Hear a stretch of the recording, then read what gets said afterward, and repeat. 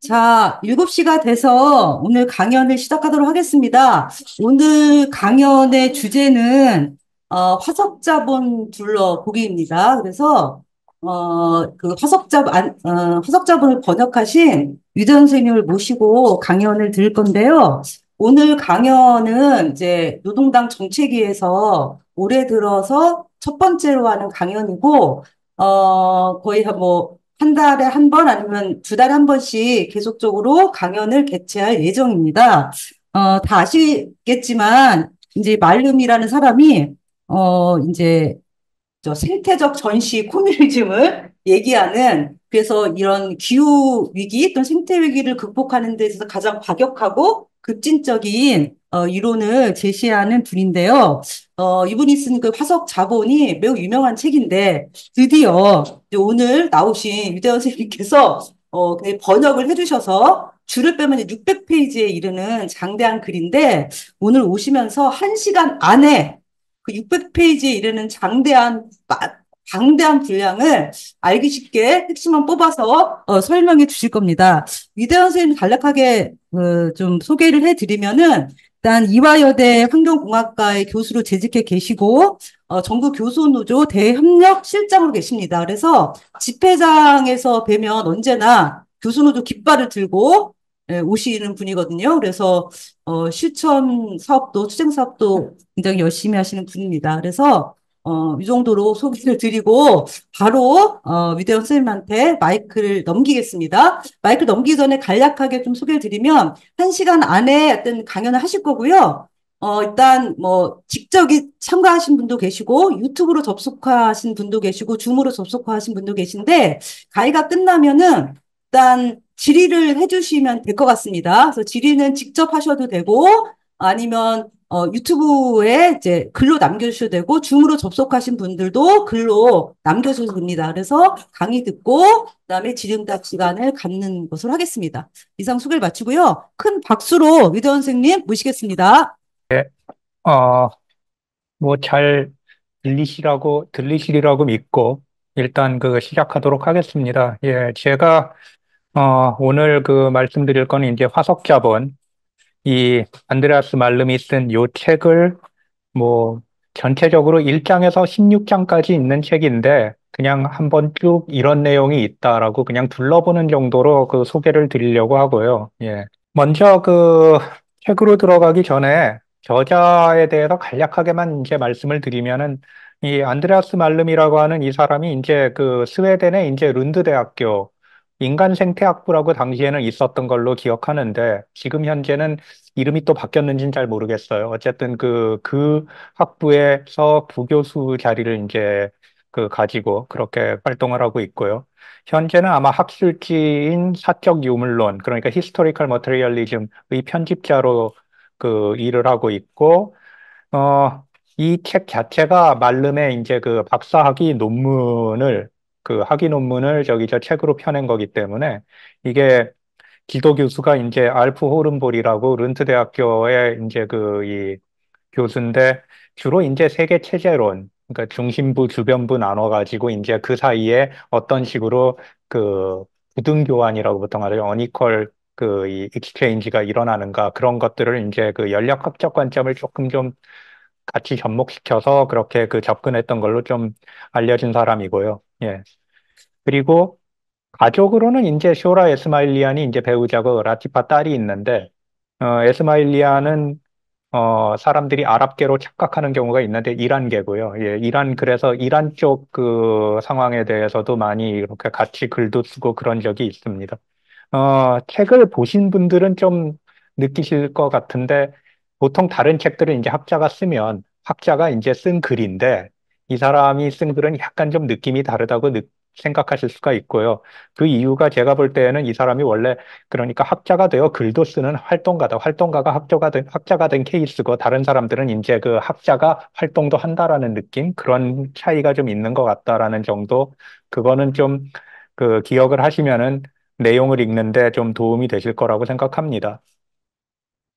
이 책 자체는 그러니까 여기 원본이 여기 오른쪽에 있는 이 사진 여기에서 요게 이제 원본이고요, 이게. 이게 이제 영어본이라서 이게 2016년에 베르소에서 나온 거고, 이것의 근본이 된 거는 이제 2014년에 학위 논문, 바로 요거.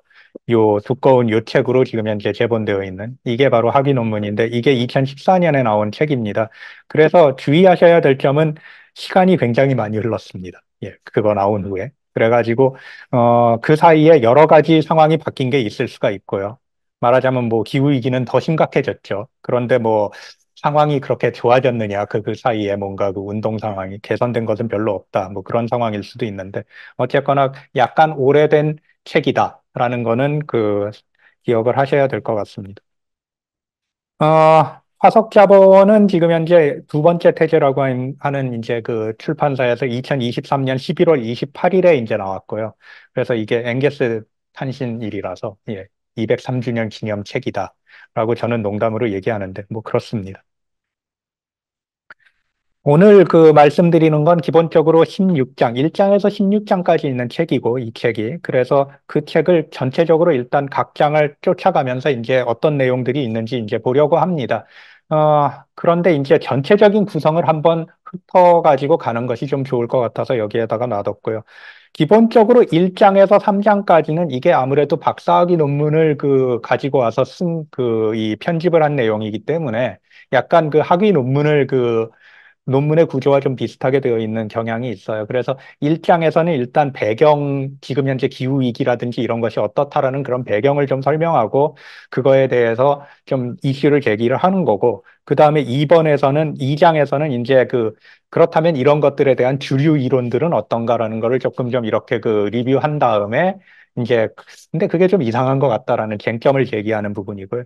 3장에서는 이제 구체적으로 약간 기본적으로 깔아야 되는 그 개념들 같은 거를 조금 좀 그 소개를 하고, 그리고 어떤 문제를 우리가 본격적으로 볼 거다라는 거를 좀 정의를 하는 문제 제기하는데, 그래서 1장에서 3장까지가 배경과 문제 제기 정도 느낌이고, 그 다음에 이제 4장에서 8장까지는 그러한 문제를 이제 그 해결하기 위한 일종의 역사적 탐구 과정이라고 보시면 됩니다. 그래서 4장부터 8장까지가 주로 역사적인 얘기들을 많이 하게 되어 있고요.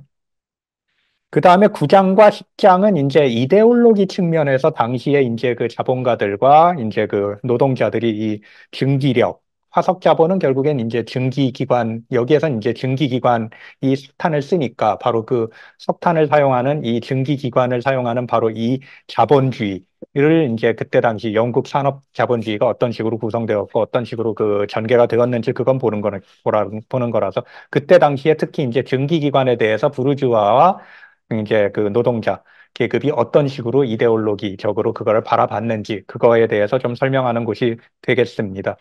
11장은 좀 애매합니다, 이건. 나중에 아마 끼어든 장으로 제가 좀 생각을 하고 있고요.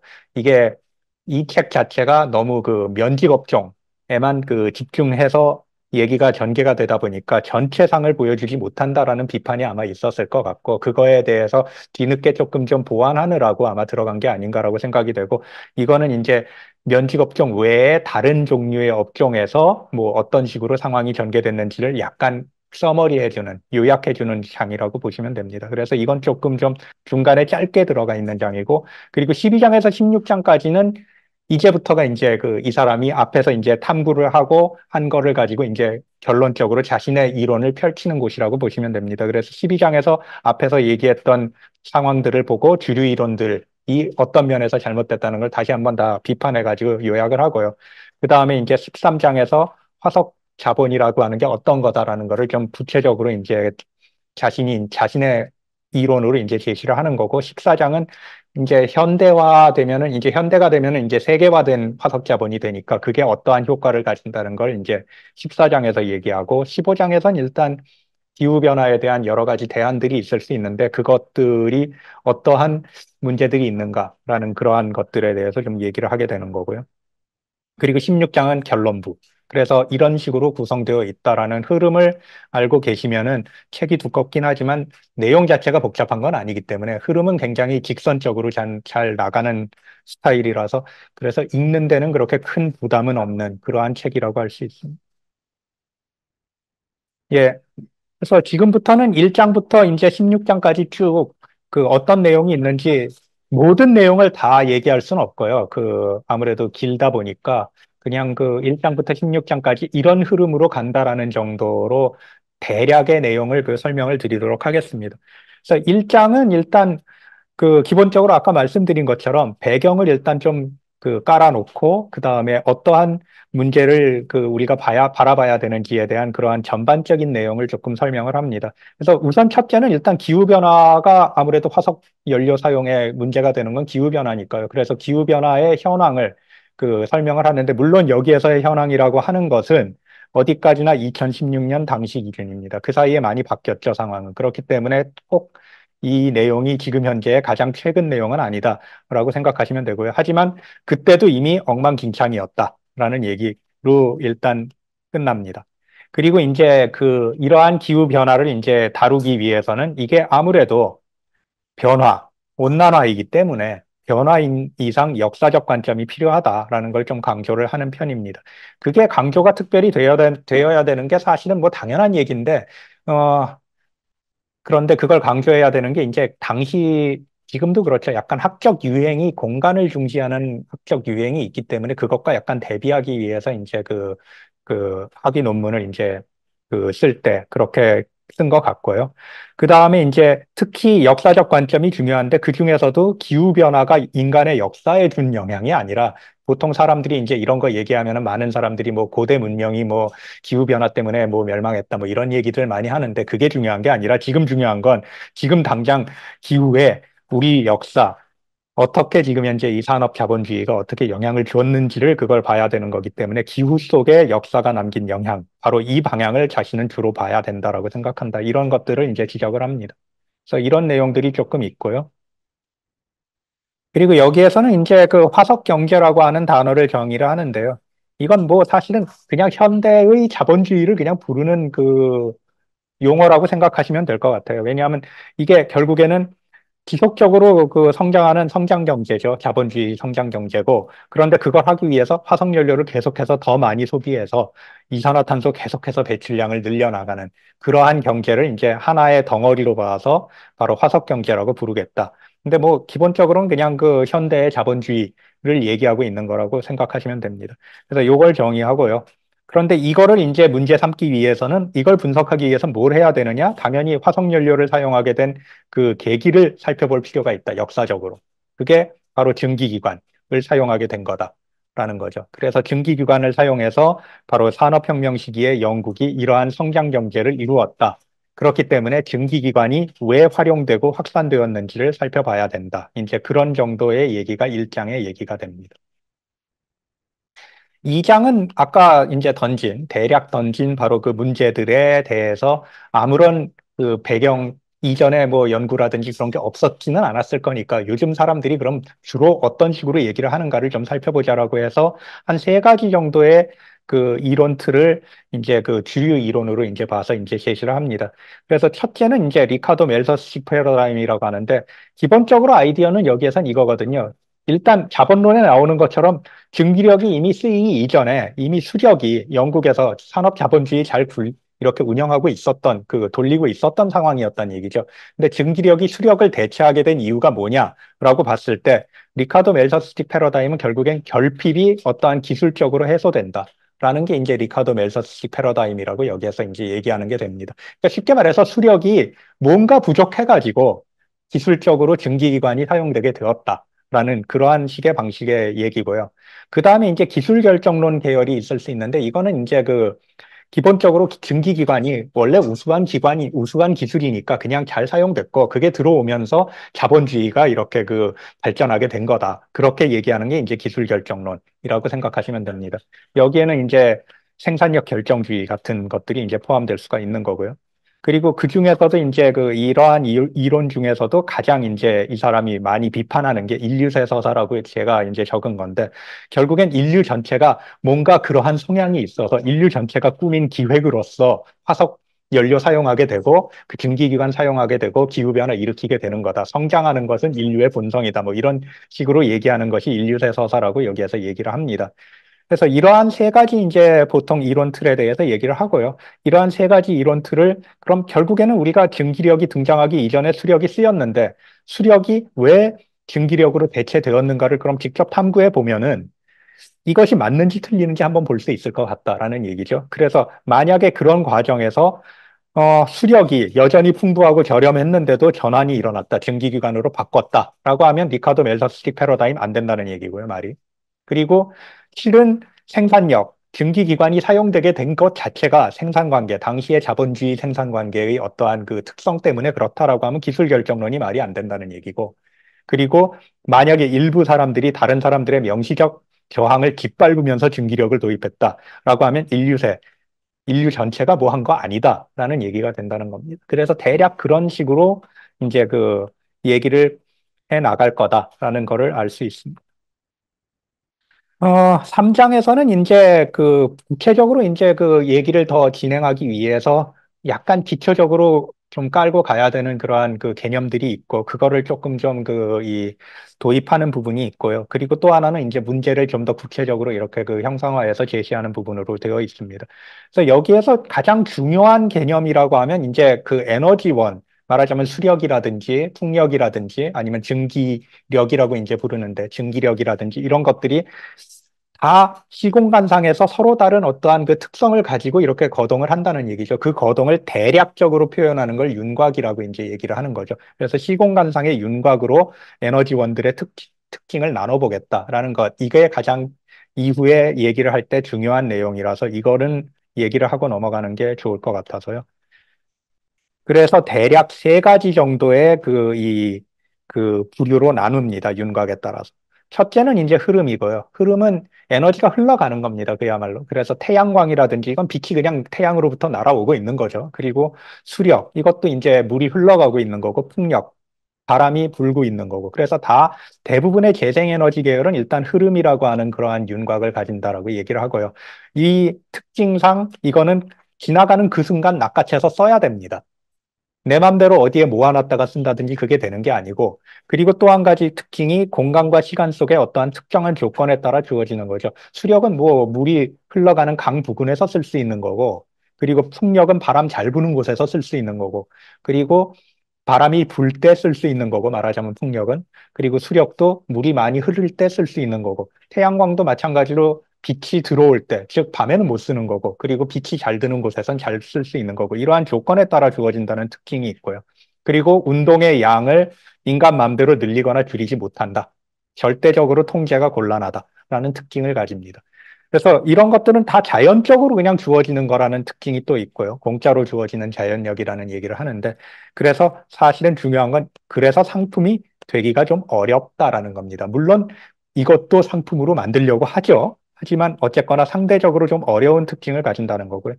동물력이라고 하는 건 인간과 동물의 근육의 힘을 얘기하는 건데, 사실 이것은 여기에서 주된 대립 관계를 지금 얘기하는 이 책에서 다루는 건 아니라서, 이 책에선 주로 재고하고 흐름을 많이 얘기하고 동물력에 대해서도 얘기하지만 그것까지 지금 얘기하기엔 시간이 부족하니까 넘어가고요. 그 다음에 이제 에너지의 재고라고 하는 건 이건 쌓여 있는 겁니다. 에너지가 어딘가에. 가장 대표적인 게 화석연료, 석탄 이런 것들이 이제 에너지의 재고라고 하고요. 이것은 경관의 외부, 시간의 외부에 존재하는 것처럼 보인다. 그러니까 석탄이 뭐 수억 년 전에 이렇게 형성이 됐으면 그거는 인간적인 시간 개념으로는 이건 아주 예전에 붙어 있던 거라서 그냥 시간 바깥에, 인간적인 시간 외부에 있는 거고, 그리고 경관 외부라고 하는 건 사람들이 보통 이렇게 지나다니는 곳에 있는 게 아니거든요. 석탄은 땅 속에 파묻혀 있는 거고. 그래서 탈사회적이고 약간 탈역사적인 그러한 특징을 가지고요. 그런 거하고 또 한 가지 다르게 이제 또 한 가지 이제 지적해야 되는 게, 이거는 그 순간 낚아채는 스타일로 쓰는 게 아니라 이렇게 캐가지고 수송해서 저장해 놓고 자기 원할 때 통제 가능하게 쓸 수가 있다. 원할 때 불 붙일 수 있다는 얘기죠. 그런 식으로 쓸 수 있다는 거고요. 다만 그렇게 되는 대신 자연적으로 이렇게 그냥 주어지는 건 아니고, 공짜로 주어지는 게 아니고 인간이 들어가서 캐내와야 됩니다. 석탄 같은 경우에 분명히. 그래서 인간 노동이 개입되지 않으면 사용할 수 없는 에너지원이었다는 거죠. 근데 인간 노동이 개입된다는 게 사실은 자본가들 입장에선 노동이 있는 곳엔 착취할 수 있는 기회가 있다. 상품을 만들 수 있다라는 특징이 있다라는 얘기가 됩니다. 그 정도가 이제 이 두 가지 에너지원 윤곽의 차이다라고 일단 말씀을 드릴 수가 있고요. 그 다음에 이제 3장에서는 그 계속해서 이제 문제를 좀 더 구체적으로 이제 얘기를 하는데, 아까 이제 얘기한 건 이제 주로 개념에 대한 얘기고요. 어, 아까도 말씀드렸지만 자본론에도 나오는 것처럼 증기력이 쓰이기 이전에 수력이 사용이 이미 되고 있었고 증기력으로 넘어가게 된 건데, 근데 사실 잘 살펴보면은 이게 넘어간 시점이 증기기관이 나오면 딱 하고 그냥 전환이 된 게 아니라는 얘기죠. 이게 와트가 1784년에 회전기관에 이제 특허를 이제 내므로써 이제 사실상 증기기관은 기술적으로 완성된 건 1784년이다라고 한다면, 그런데 실제로 보면은 18세기에서 19세기로 넘어갈 때까지도 아직까지도 증기력을 그렇게 많이 쓰지 않고 있더라라는 얘기입니다. 여전히 수력이 많이 사용되고 있었고요. 그래서 사실은 도대체 증기력이 왜 이렇게 늦게 보급되었냐, 이거를 물어보는 게 아니라 사실은 좀 더 근본적으로 도대체 왜 증기력이 수용되었느냐 수준에서 사실은 문제를 제기해야 된다. 증기력이 도대체 뭐가 좋았기 때문에 이 사람들이 이거를 그 궁극적으로 쓰게는 되었느냐라는 거를 이제 살펴봐야 된다. 그런 걸로 이제 그 질문을 던집니다. 그래서 요 질문에 대해서 이제부터 답을 하겠다라는 얘기죠. 그래서 이제 4장부터 아까 말씀드린 것처럼 이제 바로 그 질문에 답을 찾기 위해서 역사적 탐구를 이제 하는 과정이 4장, 5장, 6장, 7장, 8장 이렇게 가는 거죠. 예, 그렇게 되는 거고요. 그래서 역사적으로 이제 상황을 보려고 하는데 그거를 하기 위해서는 당시가 어떤 상황이었는지 조금 좀 전체적으로 그 경제적, 사회적 상황을 조금 서술할 필요가 있다라고 해서 이제 이 사장에서 이제 그런 내용을 이제 얘기합니다. 주로 우리가 대상으로 잡는 건 이제 나중에 말름이 이제 1830년대 중반 정도를 수력에서 증기력으로 전환이 벌어지는 시점으로 이제 보거든요. 그래서 그 전후로 해서 한 10년씩 해서 1820년대, 30년대, 그리고 40년대 초반까지 그때까지 영국이 어떤 꼴이었는지 이제 그거를 이제 보는 거죠.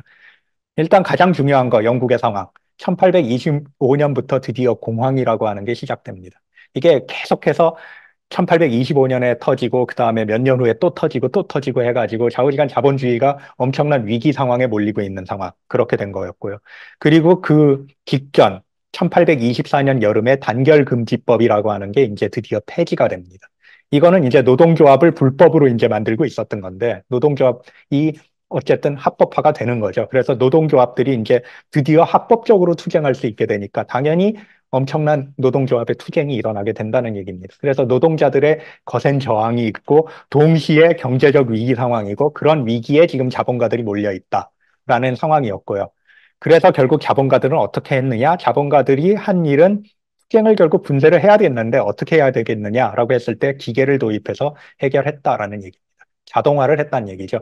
그래서 여기에선 두 가지 얘기를 하는데요. 주로 면직업종을 얘기하니까 방적, 실을 뽑는 바로 그 기계, 그리고 이 직조, 천을 짜는 기계, 이 두 가지에 대해서 얘기합니다. 그래서 철사나이, 아이언맨이라고 하는데, 기본적으로는 요 기계예요, 요 기계. 그래서 이 로버트 샤프사에서 이제 이제 만든 건데, 샤프 로버트사였나? 예, 거기에서 만든 건데, 그 자동, 그, 이 그 방적기를 이제 만들어 가지고 그걸로 이제 이 방적공들의 이제 저항을 이제 분쇄를 했고 그리고 역짓기를 만들어서 이제 그 직조공들이 뭐 여기에선 이제 횡령을 많이 했다라고 얘기를 하는데 워낙에 이 직조공들이 열악한 상황에 처해 있었기 때문에 그 사람들이 정말로 먹고 사느라고 어쩔 수 없이 그렇게 되는 상황이었는데 그런 것조차도 못 봐서 어쨌든 통제를 하기 위해서 제대로 통제하기 위해서 이거를 두 가지를 들여와서 면직업종이 일종의 통합공장, 즉, 그 방적으로부터 직조까지 모든 거를 하나의 이 산업단지 내에서 공장 단지 내에서 다 할 수 있게 그렇게 만드는 그러한 기본적으로 1820년대, 30년대, 그리고 40년대 초반까지의 영국의 사회적, 경제적 상황을 일종의 배경으로 일단 설명을 하는 거고요. 1825년부터 공황 발생했고, 그리고 단결금지법이 폐지되면서 노동조합이 이제 본격적으로 투쟁을 하고, 그래서 자본가들은 위기에 몰렸다라는 상황이었고, 그런데 그럼 그걸 어떻게 타개했느냐? 투쟁을 분쇄하기 위해서 결국엔 한 일이 기계를 도입해서 자동화를 했다. 그리고 자동화에 이제 면직 업종에선 두 가지 기계가 이제 주로 나오는데 이제 철사나이라고 해서 자동 방적기 바로 여기 그림으로 보이는 바로 이거고요. 그리고 역짓기라고 해서 이제 직조 천을 짜는 기계 이 두 가지를 도입을 해가지고 노동자들의 이제 투쟁이라든지 아니면 저항을 어쨌든 분쇄를 했다라는 얘기고요. 결국엔 작업기가 들어왔다는 얘기고 그 마르크스의 이제 기계 분류식으로 따지면 그걸 통해서 이 두 가지 공정을 하나의 공장 내에서 이제 운영하는 통합 공장을 드디어 만들어내고 그렇게 해서 이걸 모두 다 같은 속도로 이렇게 그 공정을 운영을 할 수 있는 그러한 공장의 규율을 적용하는 통제를 이제 시작한 거죠. 그게 가능해졌고, 그런데 어쨌든 이게 작업기인 이상 원동기가 필요하다는 겁니다. 이걸 돌리는데. 근데 원동기는 사실 솔직히 말해서 이게 꼭 증기력으로만 돌아가야 되는 건 아니다. 증기기관으로만. 수력으로 돌릴 수 있는데, 왜 그럼 증기력이 아니라 수력이 아니라 증기력을 사용하게 되었는지 그걸 좀 확인을 해야 되겠다라는 얘기까지가 이제 4장의 얘기가 됩니다. 5장은 기본적으로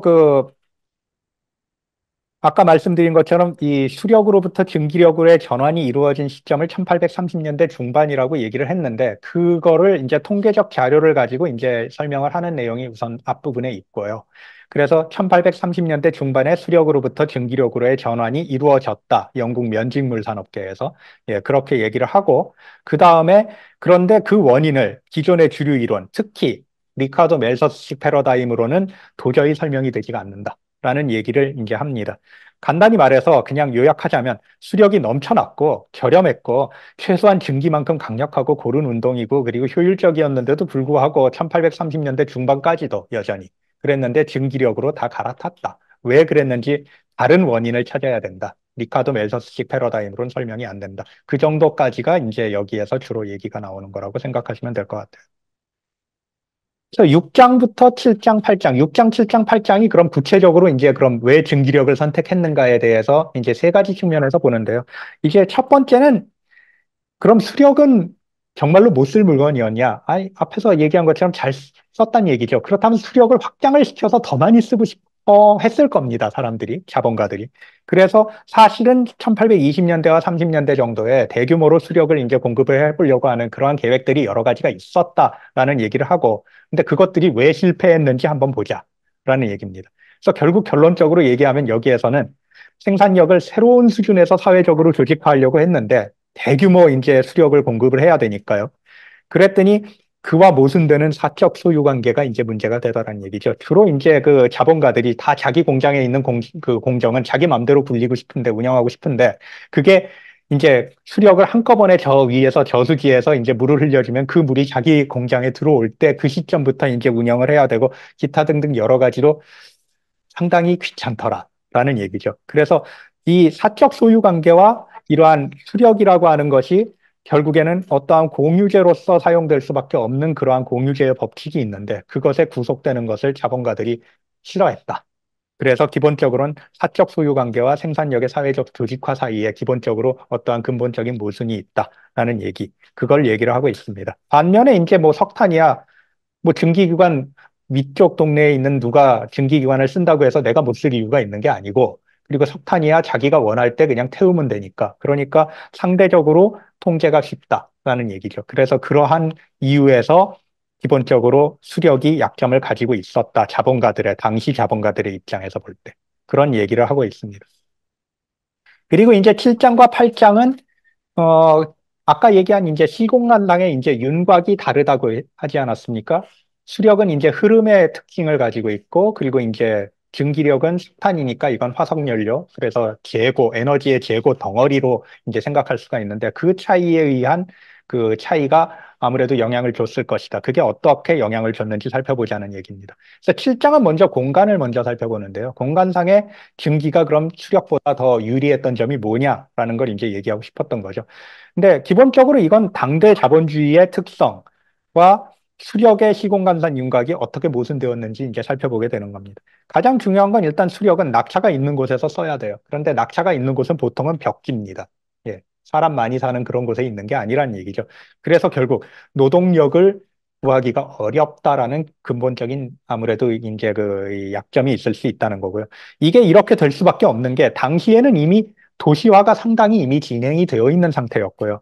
그렇기 때문에 인구 분포 자체가 일단 도시 쪽이 압도적으로 더 많고, 그뿐만 아니라 도시화가 이미 진행된 다음에 1세대, 2세대 도시민들이 이미 다 나와 있는 상태란 얘기죠. 그리고 2세대 도시민들은 공장이라고 하는 게 그렇게 끔찍하다고 생각을 하고 있지는 않다는 얘기입니다. 공장의 규율에 어느 정도 적응을 하고 있는 사람들이고, 반면에 이러한 벽지에는 아직도 농촌 사회가 있고 거기에선 공장에서 아무리 돈을 많이 준다고 해도 나는 아침 6시에 딱 하고 들어가가지고 6시까지 밖으로 나오지도 못하고 갇혀서 일하는 거는 정말 감옥에 가는 거지 이게 뭐냐. 이런 식으로 이제 생각을 하던 사람들이 많이 있다. 그렇기 때문에 그러한 공장의 규율에 익숙한 사람들이 있었다. 노동력이 있었다라는 것도 장점이 될 수가 있고요.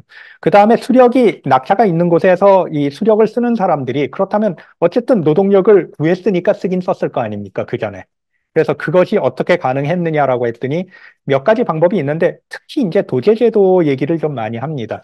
그러니까 여기에서 도제제도라고 하는 거는 이 도시의 빈민 가정의 아동들을 어릴 때 그냥 데려와 가지고 여기 이제 그 요즘의 이주 노동자들처럼 사업장 이동의 자유 같은 거 전혀 없이 노예처럼 부렸다라는 얘기가 되는 거고요. 그래서 그런 것들이 당연히 그때 당시에도 문제가 되죠. 그러니까 점차 법적으로 이러한 도제제도에 대한 제재가 들어오기 시작합니다. 그 시점쯤에 결국엔 노동력을 더 이상 쓰기가 어려워진다라는 얘기고요.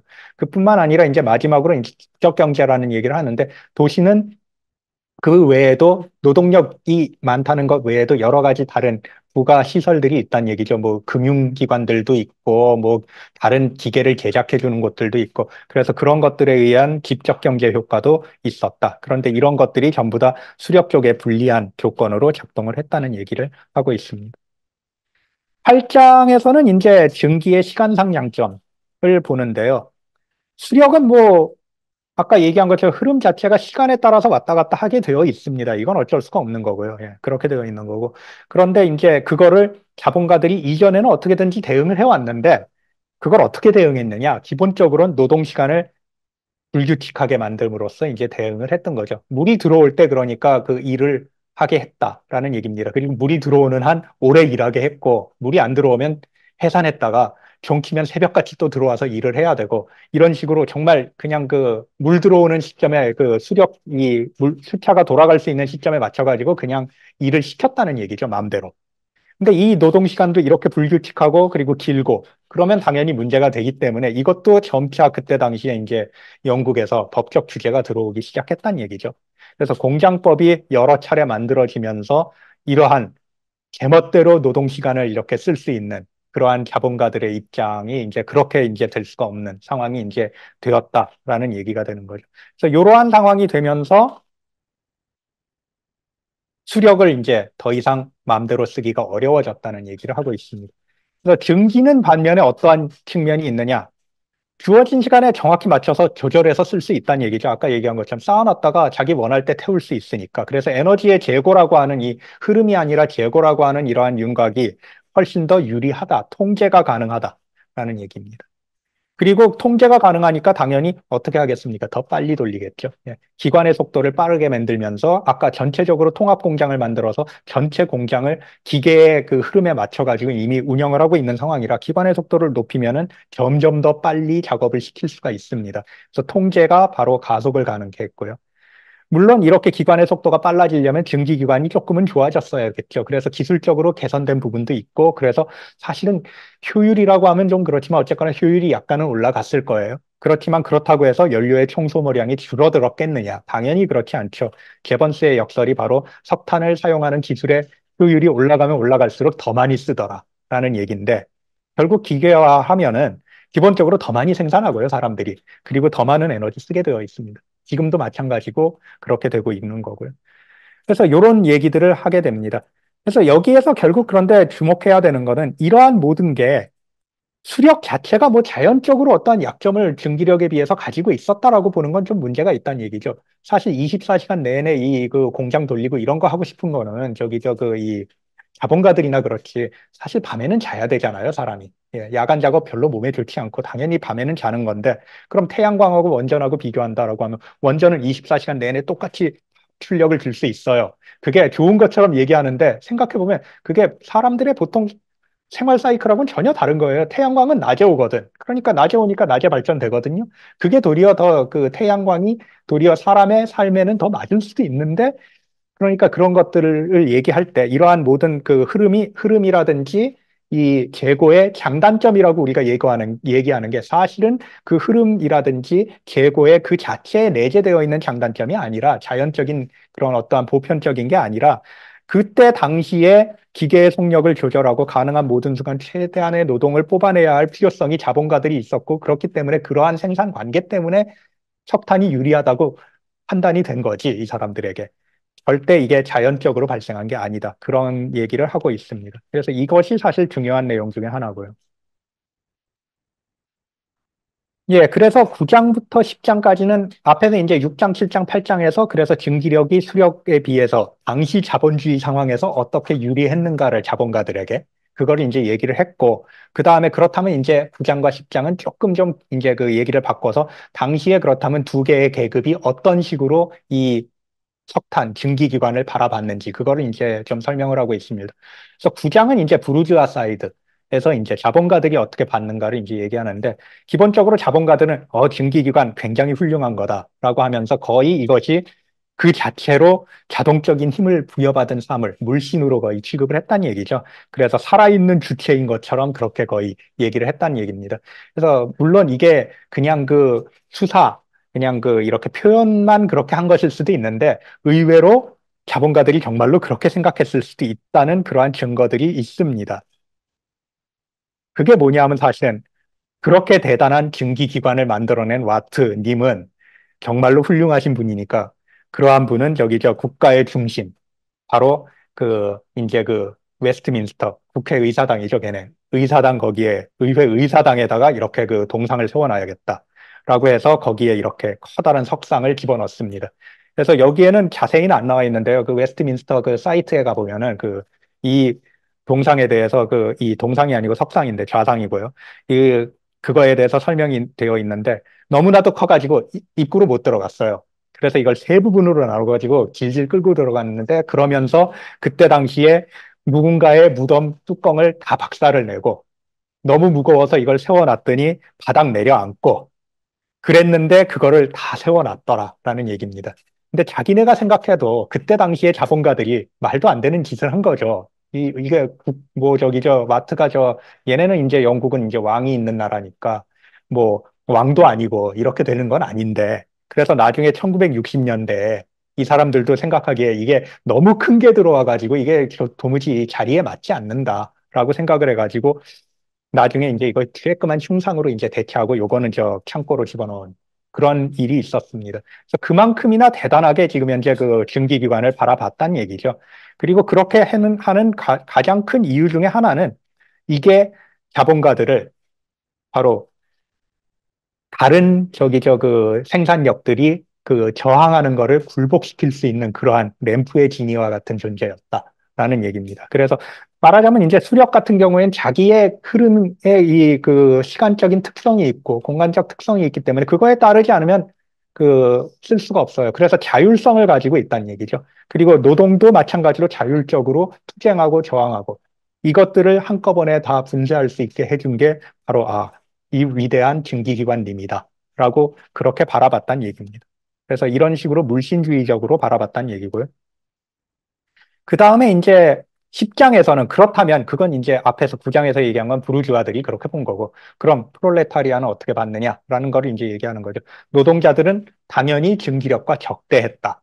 뭐 당연한 얘기죠. 증기기관 때문에 좋은 일이 벌어진 게 이 사람들에겐 하나도 없어요. 그렇기 때문에 노동자들은 당연히 그걸 매우 적대적으로 바라봤고 악마와 같이 이제 그렇게 묘사를 했고 그리고 그것이 그러한 관점이 노동자들의 실제적 투쟁으로 이렇게 그 분출이 되었다라는 얘기를 합니다. 그 분출된 투쟁의 이제 예로서 가장 이제 대표적으로 들 수 있는 게 1842년에 이제 벌어졌던 총파업, 영국에. 그래서 이게 사실 영국 노동계급이 그때까지 벌였던 것, 그리고 그 이후에도 아마도 그만큼 커다란 그 봉기를 한 적이 아마 없을 거라고 그렇게 얘기할 정도로 그렇게 큰 사태였는데, 그때 당시에 그 사태의 별명 중에 하나가 마개를 뽑는다, 마개 뽑기라는 얘기가 있었어요. 그 마개가 바로 증기기관의 보일러의 마개입니다. 그걸 잡아 뽑으면 김 다 빠져가지고 증기기관이 바로 서버립니다. 예. 그래서 증기기관은 무조건 다 그때 당시에 노동자들이 공장마다 가면서 증기기관을 다 때려 부쉈다는 얘기죠. 그만큼 증기기관에 대해서 적대적이었다라는 얘기를 하고 있습니다. 그래서 사실 여기에서 이제 얘기하자면 인류세 서사는 말이 안 된다가 이미 나오는 건데, 왜냐하면 인류종 전체는 고사하고 영국에서조차 자본가들만 이걸 좋아한 거지, 노동계급은 당연히 그거에 저항했지 무슨 얘기냐. 그게 뭐 인류의 전체의 무슨 뭐 저 기획이고 인류 전체의 무슨 희망이고 그런 건 절대 아니었다. 인류의 본성하고 아무 상관없다. 그런 얘기를 이제 하는 겁니다, 사실은. 뭐, 물론 그때 당시에 결국에는 이제 군사력을 동원해가지고 자본가들이 이제 그 노동계급의 저항을 일시적으로 이제 막았는데, 그래서 프레스턴 같은 경우에 이렇게 지금 이제 여기에 있는 것처럼 저런 조형물이 있어가지고 이 앞에서 이제 사람이 이제 학살됐기 때문에 그런 것들이 지금 남아 있습니다. 그런 걸 세워가지고 그런 기억하고 있는 상황이고요. 아, 예. 뭐 이거는 일단 넘어가겠습니다, 제가. 11장은 아까 말씀드린 것처럼 그냥 중간에 좀 낀 거라고 생각하실 수가 있어요. 아무래도 이 그 면직 업종 얘기만 너무 하니까 다른 업종들 얘기도 하면서 그래서 영국이 화석 경제가 이때쯤에는 완성이 돼가지고 이런 식으로 거동하고 있었다. 그 정도를 이제 설명하는 데고요. 12장부터가 이제 그 지금까지 얘기한 걸로 주류 이론들의 어느 정도 이제 그 반박을 했기 때문에 그거를 이제 요약해서 이제 종합해서 반박하고 그 다음에 이제 저자 자신의 이제 얘기를 하는 그러한 쪽이라고 보시면 됩니다. 그래서 12장에서는 일단은 앞에서 이미 주류 이론들을 반박을 했지만 구체적으로 이걸 이제 한꺼번에 모아서 이제 한번 제시하는 거죠. 예, 그런 정도라고 보시면 됩니다. 그래서 기존의 주류 이론들, 특히 이제 리카도 멜서스키 패러다임은 뭐 아까 얘기한 것처럼 수력이 여전히 넘쳐났고 저렴했고 잘 쓸만했는데 그냥 바꾼 거다. 그래서 그건 말이 안 된다. 결핍은 없었다. 그 얘기고요. 그 다음에 이제 그 기술 결정론에 대해서는 증기기관이 나와서 자본주의가 그렇게 굴러간 게 아니라 자본주의가 위기에 몰려가지고 그거 타개하느라고 증기기관을 사용한 거다. 그렇기 때문에 생산관계가 생산력을 어느 정도 저기죠 유도를 해가지고 선택한 거지 여기에선. 그렇기 때문에 생산력이 일방적으로 그냥 그 기계적으로 이 그 관계를 결정했던 건 아니다라는 얘기를 해서 기술 결정론을 일단 부정을 하고 있고요. 그리고 마지막으로 인류세를 특히나 이제 이 말름이 많이 비판을 하는데 인류세는 애초에 말이 안 된다. 생산수단의 소유자들, 자본가 계급이 지금 현재 이걸 가지고 들어온 거고 그렇기 때문에 자본가 계급이 기후변화에 책임이 있는 거지 하나의 종 전체를 가지고 이렇게 그 인류에게 돌리면은 그건 말이 안 되는 얘기다라는 얘기고요. 일단 여기에서 가장 중요한 게 이 원인으로 봐도 기후변화가 벌어진 게 만약 화석연료를 사용한 거라고 하면 화석연료를 많이 쓰게 된 이유 자체가 인류라는 종 내부에서 분열이 있었단 얘기죠. 계급 분화가 있어서 계급 투쟁이 벌어지는 상황에서 계급 투쟁에서 유리한 고지를 점령하기 위해서 그 인간의 내재적 특성으로부터 도출된다고 하면 이제 그 다시 또 자연적인 게 돼버리는 거죠. 그래서 재자연화된다고 하는데 그렇다면은 뭐 이건 뭐 인간이 원래 그런 건데 어떻게 해결하겠어요? 못한다는 얘기죠. 이런 식으로 주장하면 결국엔 운동을 마비 상태로 이끌 뿐이다. 그래서 아까도 말씀드렸지만 말름의 관점이 기본적으로 활동가의 입장에서 많이 보는 경향이 있어요. 그렇기 때문에 그 활동가의 입장에서 볼 때 이게 굉장히 큰 약점으로 이제 보이는 겁니다. 인류 세서사 같은 것들에. 이제 13장에서는 이 장은 아무래도 그 중심적인 장이기 때문에 화석 자본에 대해서 그 저자가 얘기하는 바로 그 장이 바로 13장이기 때문에 이건 따로 읽어보시는 게 좋은 것 같고요. 그 기본적으로 이 화석 자본에 대한 저자의 나름대로 이제 이론을 설명을 하는데요. 그 화석 경제, 이 산업 자본주의 자체, 현대 산업 자본주의 자체를 화석 자본, 화석 소비, 화석 자본의 시초 축적으로 이렇게 분해를 해가지고 세 가지 이제 이 루프들이 있는 세 가지 이제 이 기능 그 요소들을 결합한 걸로 그렇게 해가지고 이해를 합니다. 그래서 기본적으로 여기에서 이런 식으로 이제 마르크스의 자본론에 나오는 그러한 그림 같이 이렇게 돼 있는 그림을 만들어 가지고 요 가운데 있는 게 이제 화석 자본이거든요. 요렇게 되어 있는 건 이건 이제 화석 자본이 아니고 이거는 이제 그 화석 소비라고 불리는 곳이고 이쪽은 화석 자본의 시초 축적이라고 이제 불리는 걸로 이제 얘기를 합니다. 근데 기본적으로 소비로는 어쨌든 중요한 거. 소비만으로는 이게 계속해서 화석 경제가 될 수가 없다. 성장 경제가 될 수가 없다. 왜냐? 기본적으로 소비는 그냥 자기가 쓰는 거기 때문에 쓰고 그냥 끝나는 거예요. 그렇기 때문에 계속해서 이게 규모가 커질 수가 없는 문제라는 거죠. 근데 이 화석 자본은 애초부터 이게 이윤을 추구하는 거기 때문에 이윤을 추구한다는 건 매번 더 많은 그 생산을 하지 않으면 이윤이 계속해서 발생하지 않기 때문에 계속해서 더 많이 생산을 해야 되고 그런 과정에서 기계화하죠. 그러니까 자동화하고 그러면서 점차 더 화석연료 많이 쓸 수밖에 없다는 얘기죠. 기계화하면 이거 다 뭘로 돌아가느냐? 화석연료로 돌아간다. 그렇기 때문에 필연적으로 화석 자본을 이 중심으로 놓고 이렇게 굴러가고 있는 이 화석 경제는 당연히 기후변화를 악화시킬 수밖에 없다라는 얘기를 합니다. 그리고 이제 13장에서 몇 가지 이제 중요한 얘기들 하는데요. 앞에서 얘기했던 것들을 요약하는 부분이 좀 많이 있어요. 그래서 공간적이고 시간적인 부분에서 자본주의의 이 논리와 화석연료가 어떤 식으로 매치가 되는지, 자본주의가 왜 화석연료를 선택하게 되는지에 대해서 조금 좀 자세히 이제 이론을 펴고요. 그걸 전부 다 얘기하기는 좀 어렵고. 그리고 특히 부르주아가 이 화석연료를 사용하게 된 가장 큰 이유 중에 하나가 결국에는 노동력을 어떻게든지 노동력의 자율성을 억압하기 위해서 필요했다라는 거에 대해서 다시 한번 강조하는 부분이 있습니다. 14장은 이제 현대로 넘어와서 지금까지는 이제 산업혁명 당시의 얘기를 주로 했다고 하면은 물론 이 화석 경제의 이 경제를 세 요소로 나누는 거는 그냥 전체적으로 그냥 어디에서나 통하기는 하는 내용이긴 한데 기본적으로 현대에 특별히 이제 강조해야 되는 부분을 조금 보는 거죠.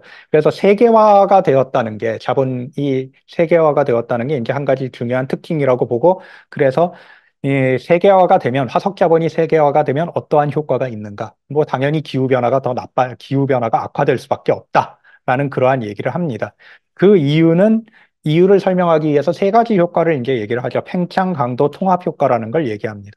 그러니까 팽창 효과는 뭐냐 하면은 기본적으로 자본이 기본적으로 이 선진국에 있던 생산 시설을 개발도상국으로 옮겨간다는 얘기죠. 그럼 개발도상국이라는 곳은 이전에는 그렇게까지 화석연료를 많이 쓰는 경제가 아니었을 수도 있지만 이러한 기술들이 모두 다 이러한 생산 설비들이 다 화석 연료를 이용해서 굴러가는 그러한 기술들이기 때문에 당연히 화석 경제 자체가 확장이 되는 겁니다. 공간적으로. 그래서 그거를 팽창 효과라고 얘기를 하고요. 그 다음에 이제 얘기하는 게 강도 효과인데, 강도 효과는 이런 겁니다. 선진국은 어쨌든 그래도 기술적으로 발전을 해가지고, 뭐, 석탄 화력 발전소도 뭐 효율이 좀 더 좋고, 아니면 석탄을 많이 안 쓴다든지, 여러 가지 이유에서 단위 생산량에 대해서 이 온실가스 배출량이 좀 적겠죠. 그런데 그거를 개발도상국으로 가지고 오면 거기에는 석탄 화력 발전소의 효율도 낮고 해서 단위 생산량당 온실가스 배출량이 훨씬 더 높아질 거란 얘기입니다. 그래서 탄소 배출 강도 자체가 높아진다는 얘기죠. 그래서 이러한 거를 강도 효과라고 얘기합니다. 그리고 마지막으로 통합 효과. 생산의 거점이 소비의 거점과 이제 많이 떨어지게 되는 거죠. 개발도상국에서 만들어가지고 전부 다 이제 선진국으로 이제 수출을 하는데 그러다 보면 당연히 교통, 운송, 그리고 뭐 통신 이런 것들이 다 필요한데 그거 하는 게 전부 다 화석연료로 운영이 된다. 그것 때문에 이렇게 통합을 시키기 위해서 또 화석연료를 많이 쓰게 된다. 그래서 이 세 가지 효과에 의해서 점점 더 많은 화석연료를 쓸 수밖에 없다. 세계화가 되면 될수록. 그런 얘기를 하고 있습니다.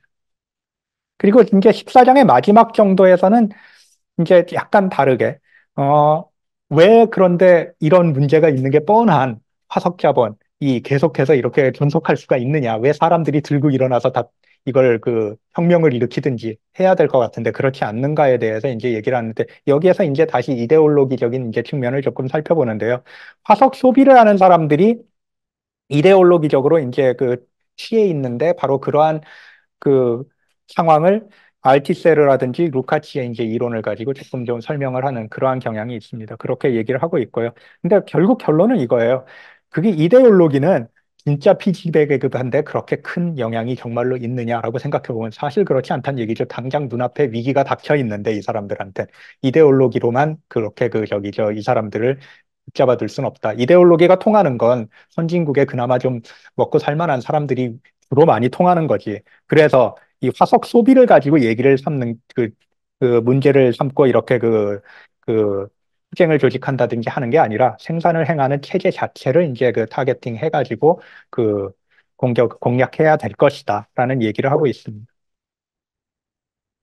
15장은 아까 말씀드린 것처럼 이제 그렇다면 문제를 해결하기 위해서, 위기를 해결하기 위해서 여러 가지 대안들이 이제 나올 텐데, 그렇다면 이걸 어떻게 해결을 해야 되는가에 대해서 얘기를 하는데, 몇 가지 얘기를 하는데, 뭐, 기본적으로, 말름의 입장은 전시공산주의, 워커뮤니즘이라는 말로 이제 표현될 수 있고요. 보통은 요책으로 이제 좀 더 구체적으로 이제 나와 있다라고 보시면 되고, 여기에는 그렇게까지 자세히 나와 있지 않습니다.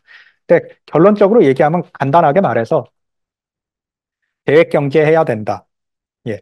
계획 경제해야 된다. 그거 안 하고는 방법 없다라는 얘기로 이제 요약이 될 수가 있다라고 할 수가 있습니다. 이 위에 있는 건 말름이 쓴 게 아니고 제가 그냥 한국을 예로 들자면 이런 얘기라고 생각하시면 됩니다라는 정도로 지금 얘기를 한 겁니다. 그래서 이건 그냥 그런 얘기였다라는 얘기고요. 그리고 마지막으로 이제 16장으로 이제 넘어오게 되는데요. 여기가 이제 그 결론부죠. 마지막 장입니다. 그래서 여기에서는 말름이 이제 마지막으로 이제 남기고 싶은 얘기를 하는데 주로 인류세 같은 방식의 그러한 이론들에 대해서 굉장히 이제 비판적으로 그렇게 쓰게 됩니다. 그래서 특히 전선을 애매하게 만드는 이론들, 이런 거는 문제가 많이 있다. 아니, 무슨 인류세냐. 인류가 전체가 뭐 이렇게 해가지고 한 거라고 하면 문제 해결 하나도 안 되고 대안 찾을 수도 없고 그런 식의 이론은 필요가 없다. 차라리 좀 더 정확하게 얘기하려면 자본세라고 불러라. 라는 얘기를 하고요. 자본세에 대해서 그래서 이 사람이 자기 지도 교수인 이제 알프 호른보리하고 같이 이제 논문도 쓰고 했는데 그래서 어쨌든 그런 얘기를 하고요. 그래서 여기 부분에 이제 얘기를 요약할 수 있는 거는 사실은 이거는 이 책에서 나오는 문장은 아닌데요. 이건 이제 이 폭풍의 진보라고 2018년에 말름이 쓴 책의 이제 거의 맨 마지막 부분에 나오는 건데 이론이라는 게 애당초 이론은 분명히 어떠한 화석 자본을 이제 이렇게 파괴하는 그러한 정치적 운동을 수행하는 데 있어서 어차피 이론이니까 제한된 역할밖에 할 수가 없는 건 사실인데 그렇지만 최소한 방해는 하지 마라. 라는 게 바로 이 사람이 남기고 싶은 말인 것 같아요. 여기에선 약간. 그래서 그런 내용이 있다라고 보시면 될 것 같습니다. 어, 저자가 이제 한국어판 서문을 보내줬어요. 아주 짧게 보내주긴 했는데, 거기에서 이제 앞으로 자기가 뭐 어떤 얘기를 해야 될 것 같다라는 그 얘기를 한 부분이 있는데, 그게 이제 이겁니다. 기후변화에 대해서 당연히 이렇게 말이 안 되는 화석자본 가만히 두면 안 되고, 사람들이 벌써 다 들고 일어나가지고 이걸 다 바꿔 써야 되는데, 바꾸지 않고 있다. 그렇다면 대체 왜 그럴까? 그러한 비이성적인 동인들을 좀 살펴봐야 되지 않겠나. 그거를 자기가 이제 앞으로 좀 보려고 한다라는 얘기를 했고요. 그러한 부분에 대해서 어떤 식으로 접근할지에 대해서 제가 그냥 개인적으로 그냥 생각을 해본다면 아마도 물신주의 비판으로 갈 거다라고 봅니다. 왜냐하면 이게 알프 호른보리도 그렇고 이 사람도 그렇고 물신주의 얘기를 많이 하고요. 2018년에 나온 프로그레스 오브 디스톰에서도 이제 물신주의를 굉장히 많이 경계를 하고 있는데 그래서 그거에 대해서 조금 좀 마지막으로 얘기를 드리고 끝을 내려고 합니다. 이건 말름하고는 별로 상관이 없는 일본 소설인데요. 망냥의 상자라고 하는 추리 소설이 있어요. 근데 망냥의 상자에 망냥이란 게 딱 물신입니다. 그러니까. 예, 사람의 목소리를 흉내내어서. 그러니까 사람이 아닌 게 사람인 척 하고 있는 거예요. 그냥. 음, 그런데 그것이 그 자체가 뭘 하는 게 아니라는 거죠. 예, 행위를 그거 자체가 하는 게 아니고 그런데 그거에 홀리는 것은 그게 사람처럼 보이니까 그냥 사람들이 사람인 줄 알고 속는 거다라는 얘기를 합니다. 이게 딱 물신이거든요. 그래서 증기기관 자체가 그냥 그게 뭔가를 할 수 있는 건 아니에요. 주변에서 사람들이 석탄을 캐가지고 공급해주고 그걸 조절하고 만드는 사람, 그런 사람들이 다 사회적 관계에 의해서 그게 작동하는 건데 그 자체가 뭔가 하고 있는 것처럼 보인다. 그게 바로 증기물신주의의 바로 핵심이었는데 바로 그러한 거를 정확하게 이해를 해야 우리가 이 문제를 해결할 수 있을 것 같다라는 쪽으로 갈 것 같습니다. 결국에는 그래서 말름이 이 책의 맨 마지막에 남긴 문장은 사실 이거거든요. 사람들, 그러니까 진짜 사람인 거죠. 물신이 아니라 사람들, 그리고 물신에 홀리지 않은 사람들. 그런 사람들이 이 문제를 해결할 수 있을 것이다. 그게 아무리 가능성이 낮아 보인다고 하더라도. 그런 얘기로 일단 끝납니다. 그래서 그런 정도의 느낌으로 보시면 될 것 같아요. 그래서 조금 좀 어설프긴 하지만 어쨌거나 1장에서 16장까지 제가 쭉 설명을 드렸고요. 이 책이 두껍긴 하지만 아까도 말씀드렸지만 이게 복잡한 책은 아닙니다. 내용은 상당히 직선적으로 이렇게 써 있기 때문에 그냥 쭉 따라가면서 읽으시면은 길만 잃지 않고 읽으시면은 아마 충분히 다 독파하실 수 있을 거라고 생각이 됩니다. 예, 그래서 여기까지로 해서 말씀드리는 건 마치도록 하겠습니다. 일단 질의나 의견이나 다 구분하지 않고 여기 줌으로 접속하신 동지들 중에 얘기하실 분 해주시고요. 유튜브 상으로도 보고 계신 분들 이렇게 의견 남겨주시면 좋겠습니다. 여기 현장에 계신 분들도 예, 질문이나 의견 주시기 바랍니다. 없으십니까? 너무 완벽하게 연결해서 없으신 거예요? 없으세요? 너무 없으시. 뭐, 네, 네, 뭐 일단, 네, 일단 어쨌든 이 화석 연료를 사용하는 게 부르주아의 계급투쟁의 산물이다라는 것으로 핵심적인 내용이었고, 그래서 이런 기후위기와 생태위기를 극복하는 우리의 주요한 공격 대상도 자본과 계급일 수밖에 없다라는 것이고, 그걸 위해서 어떤 급진적이고 근본적인 대안이 필요하다라는 게 핵심 내용인 것 같은데, 어쨌든 우리가 잘 모르는 이 부분에 대해서, 이렇게 잘 이렇게 요약을 해주신 것 같고, 없으시면, 있네요. 네. 그리고 그냥 얘기하면 네네네네. 예, 저기 강의 잘 들었고요. 요즘에 이제 그 기후위기 이슈가 있는데 거기에 나와 있는 내용들을 보면 되게 관념적이고 또 되게 선언적인 어떤 문구들 내용들만 차이 있어서 실질적으로 기후위기가 뭐가 문제인지 또 역사적으로 어떻게 이게 형성되어 와 있는지에 대해서는 정확하게 좀 잘 모르는 상태에서 오늘 강의가 솔직히 되게 많이 도움이 됐다고 저는 생각을 좀 하고 있습니다. 그래서 나름대로 이제 개념에 대한 어떤 정리가 체계적으로 잡혀 있는 것 같고 그래서 개인적으로는 좀 많은 도움이 됐다고 좀 생각을 좀 하고 있는데 한 가지 더 욕심을 좀 부리자면 이것들을 대중들한테 어떻게 설명해 나갈 것이냐 이 내용들을 대중들한테 어떻게 대중적으로 또 풀이해 나갈 것이냐에 대한 고민들이 필요할 것 같아요. 그래서 저는 이제 그 사무금융 이제 업종본부의 교육 자료를 한번 검토를 좀 해볼까 해서 여기 왔는데 이걸 또 대중들한테 같이 설명하기에는 좀 너무 접근하기 좀 힘든 부분이 있지 않나라는 또 고민이 좀 있습니다. 그래서 그러니까 우리끼리 아직 일단은 좀 깊게 관심 있는 사람만의 어떤 고민과 공유가 아니라 이것을 좀 대중적으로 풀어내서 많은 사람들한테 좀 이해시키고 또 설명이 되어지는 어떤 그런 좀 그냥 고민들이 필요하지 않을까 좀 생각 좀 하고 있습니다. 이상입니다. 잘 들었습니다. 네. 질문이 아니라 의견을 주신 것으로. 네네. 줌상으로도 한 이제 비당원 분이 어쨌든, 좋은 강연 들었다라는 이제 감사의 글을 올려주셨습니다. 뭐 구체적으로 읽지는 않겠습니다. 다른 분 또 의견이나 질문 있으십니까?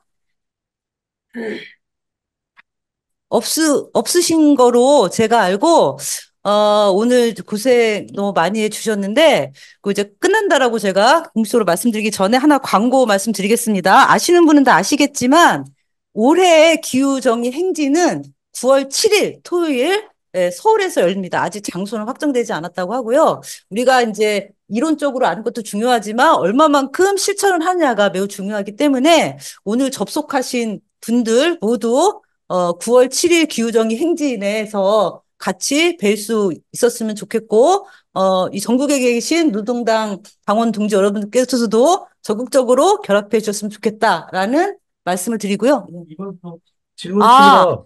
네네, 질문하십시오. 저, 네. 네. 예, 그, 제가 그 중간에 잠깐 다 듣지는 못했는데, 저 중간에 잠깐 뭐, 딴 일이 생겨서. 근데 그, 아마 책의 내용에 대한 소개에 집중하신 것 같은데, 결론적으로 질문하고 싶은 거는 이 책을 왜 번역하셨는지 궁금해요. 이 시간이 좀 많이 지났다고 하고, 우리 정혜경 정치위 의장님은 꽤 유명한 책이라고 하고 그러는데, 그러니까 지금 이게 되게 굉장히 두꺼운 책을 애를 써서 이렇게 번역한 거는 나름 뭔가 의미가 있고 우리나라 운동이나 현 시점에서 좀 의미가 있다고 생각하셨을 것 같은데, 어, 좀 계기가 되는 것 내지는 이 책을 통해서 어떤 거를 좀 어, 얻었으면 좋겠는지 궁금합니다. 얘가 뭐 그렇게 그 대단한 얘기를 드리기는 좀 그런 것 같고요. 저는 상당히 개인적인 그러한 그 동기에서 사실은 번역을 시작한 거라고 할 수가 있습니다. 그게 일단 책이 마음에 들었고, 제가 처음에 받아봤을 때, 이 내용을 봤을 때, 왜냐하면 저도 여기에서 얘기하는 것처럼 에너지원들에 대해서 말하자면 이렇게 그 분석을 하는 것까지 제가 하는 일은 아니지만 제가 원래 하는 거는 저는 좀 기술공학 쪽인 그러한 입장에 있기 때문에, 그러한 위치에 있기 때문에, 그러한 거를 이제 그 범주화 시켜가지고 보는 건 아니지만, 그래도 뭐 교양교 과목 같은 거를 뭐 개발한다든지 그럴 때, 사실은 에너지들의 각종 시간상, 공간상 거동에 대해서 이렇게 얘기하면서 이런 것 때문에 차이가 있다라는 것들을 설명하는 그런 일들을 좀 하긴 했거든요. 물론 이건 뭐 논문으로 썼다든지 그런 건 아니고 학생들에게 설명하기 위해서. 근데 그런 거를 하다 보니까 그런 거를 훨씬 더 명확하게 여기에서 설명하는 부분도 있고 해서 굉장히 책 자체가 일단 마음에 들었다라는 것이 그 가장 큰 이유고요, 사실은. 그러니까 개인적인 동기 때문에 저는 시작을 한 거고.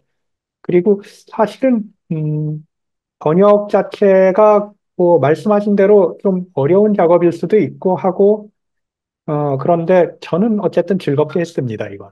상당히 즐겁게 했고, 고생은 사실은 편집자님께서 많이 하셨죠, 이거는. 예, 제가 번역이 이게 처음이라서 사실 익숙하지도 않고 번역 일이. 그래서 그 문장도 조금 좀 거칠고 그런 것들이 많이 있어가지고 아마 고생을 많이 하셨을 거고. 근데 개인적으로는 상당히, 그러니까 그냥 그 법서, 즐겁게 그냥 한 거고요. 그리고 하다 보니까 내용을 보니까 동의가 되는 부분들이 굉장히 많이 있는 거죠. 특히 제가 중요하게 보는 거는 아까도 말씀드렸지만 말름이 일종의 활동가가 학자가 된 거하고 학자가 활동도 한다 하고의 차이가 굉장히 큰 것 같다라는 느낌을 좀 많이 받았어요. 다른 사람들이 쓴 책은 뭔가 그럴듯해 보이는 개념을 뭔가 얘기하면서 뭔가 얘기하지만 결국에는 별로 도움이 안 되는 정말로 말름식으로 얘기하면 운동에. 그러한 쪽으로 빠지는 경우가 상당히 많다라는 느낌이 있고, 그리고 학계에서 저도 이제 그래도 이제 학계라고 이제 하면 학계겠죠. 그래서 거기에서 앉아서 보면은 사람들이 뭔가 기후변화 심각하다고 하면서 뭔가 환경 쪽에서 연구한다고 하는데 그 사람들이 정말로 기후에 관심이나 있는지가 조금 의심스러운 경우도 많이 있고요. 가장 대표적인 것들이 이제 뭐 말하자면 그 온실 기체를 흡수하는 거에 대해서 막 얘기를 하는데 흡수원이 물론 있으면 좋죠. 하지만 온실 기체를 지금 현재 우리가 탄소 중립이라는 말 자체가 애초부터 글러먹은 게 사실은 이게 인류에 의한 온실가스 배출에 대해서 그거를 상쇄시켜야 이게 탄소 중립이 된다는 건데 그렇다면 상쇄시키는 건 뭐여야 되느냐? 인류에 의한 탄소 흡수여야 되는 거지 않습니까? 사실은 보통 흡수원이라고 얘기하고 있는 것들이 대부분 다 그냥 자연적으로 나무가 자라는 거지. 이게 뭐 사람이 뭘 해가지고 한 거냐? 라는 얘기가 될 수도 있고요. 그래서, 근데 그런 것들을 자꾸만 뭔가 이 탄소 중립이라든지 이런 거를 강조하면서 흡수가 중요하다. 물론 흡수가 중요하긴 한데, 그걸 이해하는 것이 과연 탄소 중립하고 직접적으로 관련이 있느냐라고 하면, 아니, 에너지 사용량을 줄이는 게 먼저지, 지금 무슨 소리입니까? 그 얘기는 다 빼고, 자기들 좋은 것만 이렇게 하고 있는 사람들도 좀 있는 것 같고, 물론 이건 개인적으로 제가 삐딱해서 그냥 그렇게 생각하는 것일 수도 있지만, 그래서 그런 부분에서 좀 동의가 되는 부분도 많이 있는 거죠. 학술적으로 하는 사람들이 정말로 이걸 심각하게 바라보고 있는가에 대해서 의심스러운 부분도 있다. 그런데 그런 부분들에 대해서도 말름도 상당히 고민을 많이 하고 있는 것 같다. 그러한 문제의식 같은 거는 굉장히 중요하다고 생각을 합니다.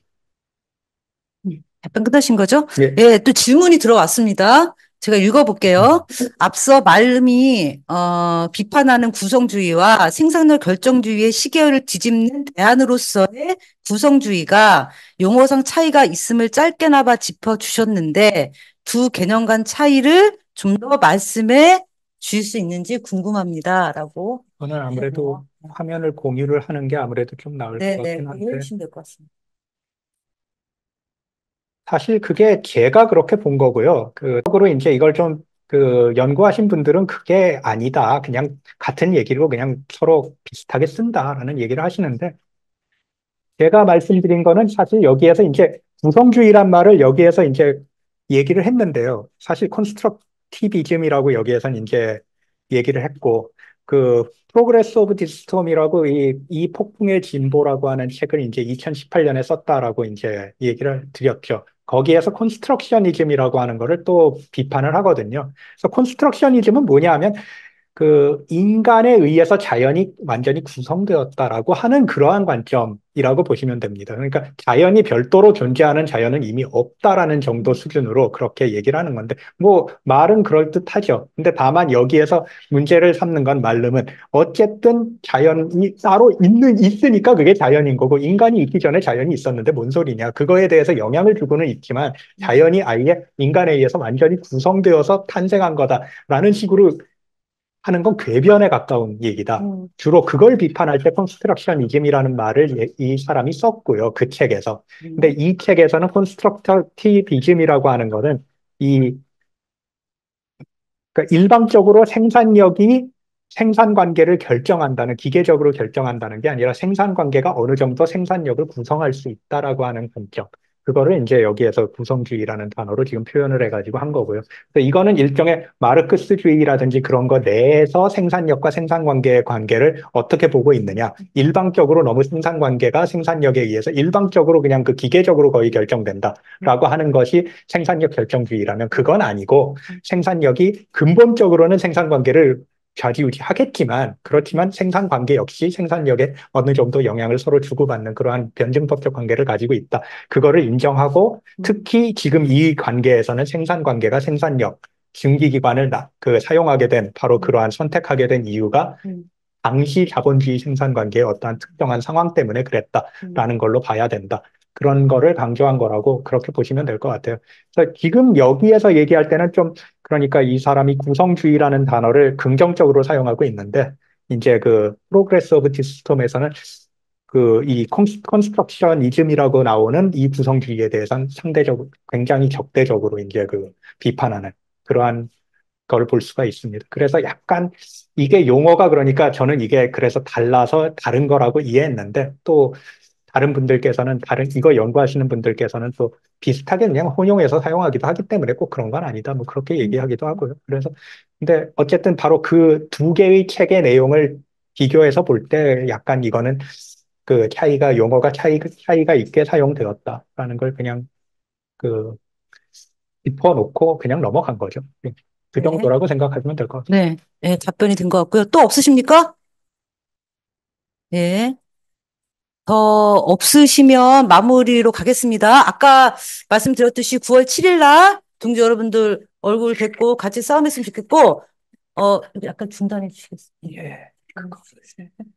마지막으로 요 번역하신 요 책, 요 책, 먼저 핵심 내용을 들으셔서 안 읽어도 되겠다라는 생각을 하실 수도 있겠지만, 그럼에도 불구하고 어렵게 번역하셨으니까, 여기 결합하신 동지들 많이 사서 읽어봐 주시고, 주변 동지들한테도 권해주시고, 뭐 지역이나 자신이 소속된 어떤 단위에서 직선 선생님 모시고 강연 듣는 것도 좋을 것 같아요. 그죠? 그런 식으로 해서 제가 보기에는 이 내용이 어쨌든 에너지원의 어떤 변화 이 과정이 화석자본이 어떻게 탄생했나 과정이 사실 기후정의 운동 내에서 어쨌든 계급적이고 급진적인 시야를 갖게 하는데 굉장히 중요한 역사적인 그런 근거를 제공하는 거여서 내가 많이 얘기하지만 계급적 관점을 가져야 되고 뭐 인류세가 아니고 자본세다 얘기하지만 사실 이것만 딱 보더라도 딱딱딱 그런 기본 관점이 잡힐 수 있는 것 같아서 동지 여러분들이 계신 곳에서 많이 홍보해 주시고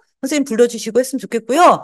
예, 오늘 1시간 반 정도 참가하신 동지들 너무 감사드리고 고생 많으셨습니다. 또 하나의 광고를 드리면 다음 달 8월에는 아직 날짜가 확정되지 않았는데 8월 21주경에 공공재생에너지를 주제로 한 강연이 있으니까요. 그때도 적극적으로 참가해 주시기 바랍니다. 이것으로써 발자장 님께 박수 치면서 마치겠습니다. 고생하셨습니다.